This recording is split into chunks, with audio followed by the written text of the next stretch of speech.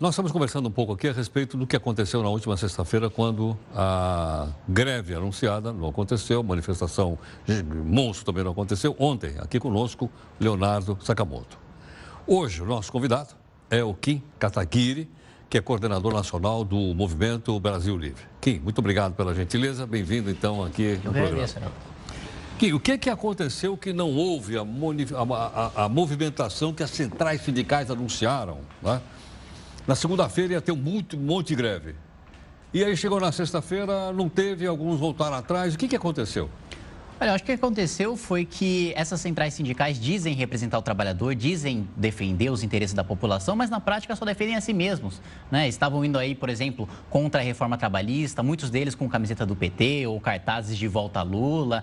Onde é que estavam todas essas centrais sindicais, todos esses sindicalistas, quando, devido ao excesso de gastos e irresponsabilidade de governos Dilma e Lula, mais de 14 milhões de brasileiros foram mandados para o desemprego, foram mandados para a rua?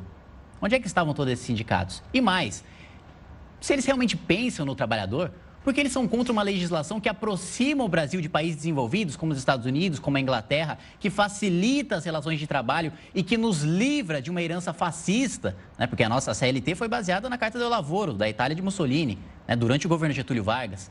Por que, se eles se preocupam tanto com o trabalhador, por que eles defendem essa lei tão retrógrada, essa lei que hoje só serve para manter o desemprego, só serve para manter condições informais de emprego, e hoje 40% da força de trabalho brasileira está em empregos informais, que não tem direito garantido nenhum, justamente por causa dessas relações engessadas de trabalho? Onde é que estavam todas essas centrais?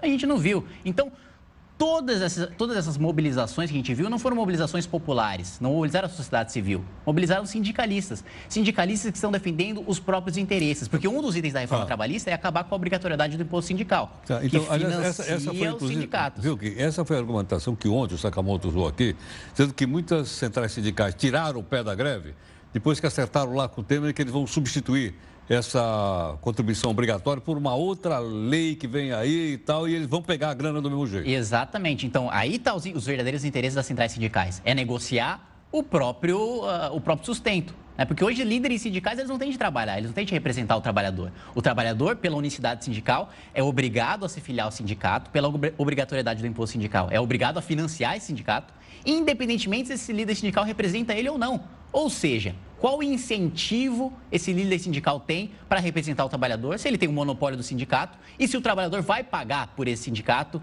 quer ele queira, quer não.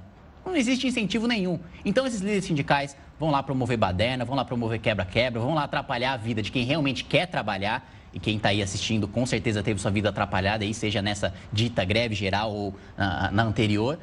E, no final das contas, não traz nada de bom para o país, não traz nada de bom para o trabalhador. O trabalhador hoje sofre com o desemprego e sofre com os altos impostos, com a burocracia imposta pelo governo. Agora, aqui, há também uma quantidade de coisas que desagradam as pessoas de tal ordem que as pessoas já não sabem contra o que vão sair na rua. Quer dizer, antes havia, né? Havia coordenado contra o governo da Dilma, na verdade, era um fato. Depois disso, agora tem o Temer, tem Lava Jato, tem roubalheira, tem não sei o que, quer dizer, uma confusão desgramada. Com certeza. E Rodrigo Janot e Edson Fachin deixam esse jogo ainda mais complexo. Porque o que a gente vê hoje, né? É óbvio que o trabalho da Lava Jato de Curitiba, da Força Tarefa do Deltan Dallagnol, do procurador Deltan Dallagnol, do juiz Sérgio Moro, é ótimo para a sociedade, o saldo com certeza é positivo, mas também, e aí teve a matéria mostrando o papel fundamental do Ministério Público, o Ministério Público também pode ser utilizado para fins maléficos, como o Rodrigo Janot tem utilizado politicamente. Né? Vale lembrar que durante todo o governo Dilma, Rodrigo Janot não entrou com um pedido de abertura de inquérito contra Dilma ou contra algum ministro petista. Absolutamente nada.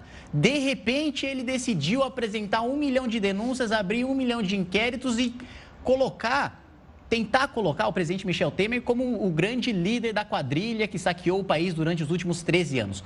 Como Michel Temer foi o grande líder dessa quadrilha, se quem teve a chave do cofre durante 13 anos foi o ex-presidente Lula, e se Temer foi vice de um poste eleito por Lula, que foi a Dilma, e inclusive ele mesmo reclamava na carta que era um vice decorativo.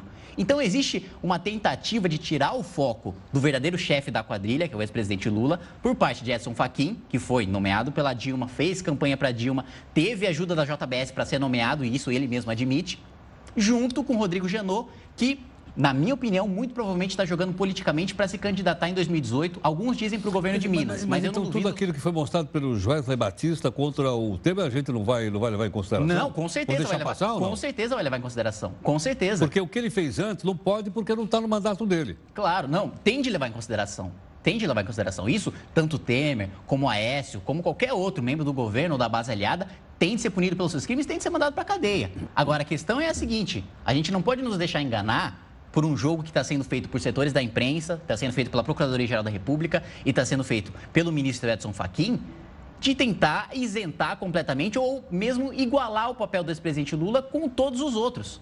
Porque foi muito diferente. Eu não digo que o PT inventou a corrupção, mas o PT utilizou a corrupção como nenhum outro partido na história da República Brasileira utilizou, para tentar implementar um projeto de poder autoritário. Com o auxílio do PMDB. Com o auxílio do PMDB. O PMDB foi coadjuvante em tudo. Com certeza, com certeza. Se você pega o escândalo da Lava Jato, mais o PMDB tinha indicado diretores do que o próprio PT. Sim, mas o PT foi o partido que utilizou esse dinheiro de corrupção para sistematizar um sistema em que todo mês tinha dinheiro caindo na conta de senador e de deputado e que, na prática, implementou uma ditadura. E uma boa parte desse pessoal que punha esse dinheiro no bolso era do PMDB. Com certeza. Então, quando não tem diálogo, quando tem tripartição do poder, você não tem democracia. A gente estava caminhando rumo a uma Venezuela. Graças às pessoas que foram se manifestar, né, que foram pedir o impeachment da presidente Dilma Rousseff, isso não aconteceu.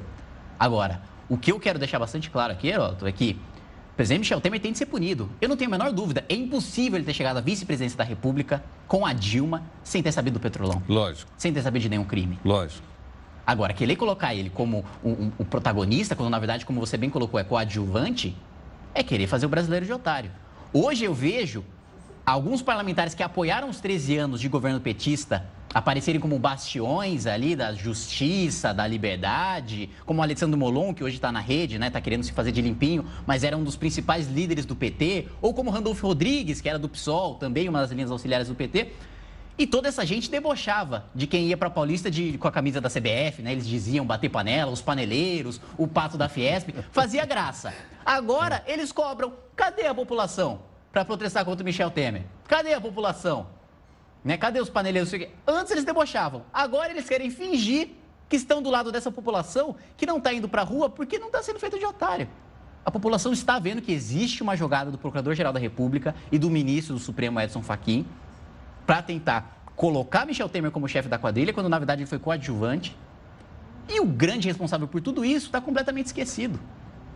O Lula está fazendo campanha. Bom, nós estamos aguardando uma sentença do juiz Moro, que pode inocentá-lo ou pode incriminá-lo.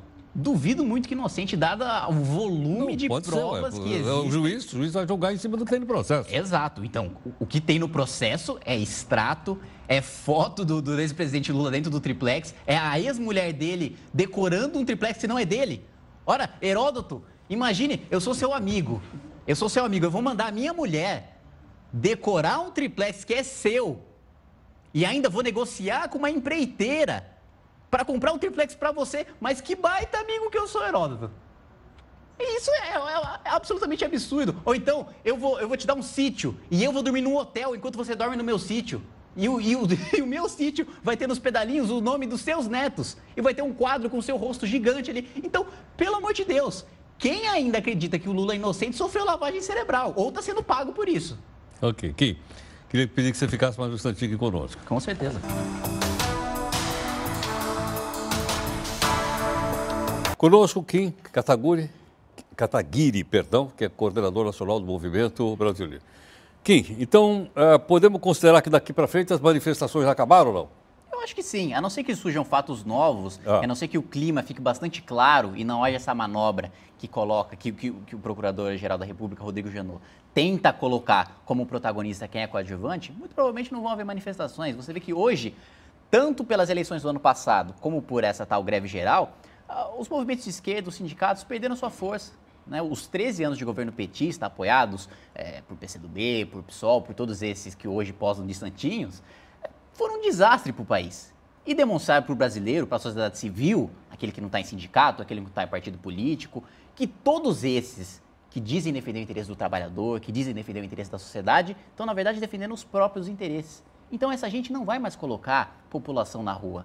essa gente não vai conseguir fazer grandes mobilizações como antes, porque simplesmente não representam a sociedade. E porque simplesmente tiveram a sua hipocrisia desmascarada, como você colocou, na negociação dos sindicatos com o presidente Temer, para parar de fazer manifestação em troca de manter uma boquinha com o governo.